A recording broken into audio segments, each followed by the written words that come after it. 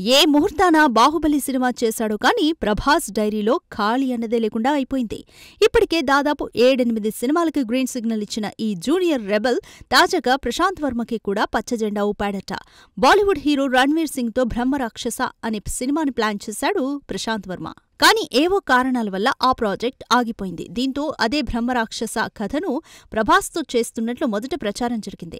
అయితే ఇప్పుడు మరో కథ తెరపైకొచ్చింది.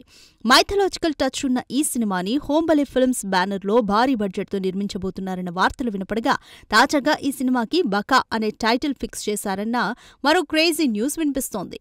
హిందూ పురాణాల ప్రకారం బకాసురుడు ఒక పెద్ద రాక్షసుడు. బండెడు తిండి తింటాడనే పేరుంది. అతని ఆకలికి మనుషులైన ఆహారం అవ్వాల్సిందే. అంతటి భయంకర రాక్షసుడైన బకాసురుడు భీముడితో జరిగిన భీకర యుద్ధంలో మరణించాడు.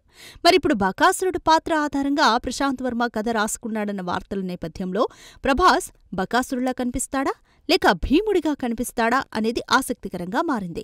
బకా అనే టైటిల్ను బట్టి చూస్తే ప్రభాస్ బకాసురుడిగా కనిపించే అవకాశాలే ఎక్కువగా ఉన్నాయి.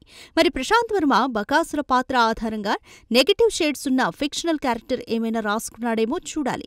ఇక ప్రభాస్ సినిమాల లైనప్ విషయానికొస్తే ప్రస్తుతం రాజాసాబ్ మూవీతో పాటు హను దర్శకత్వంలో ఫౌజీ సినిమాలో నటిస్తున్న ప్రభాస్ సందీప్ రెడ్డి స్పిరిట్ కి ఓకే చెప్పిన సంగతి తెలిసిందే.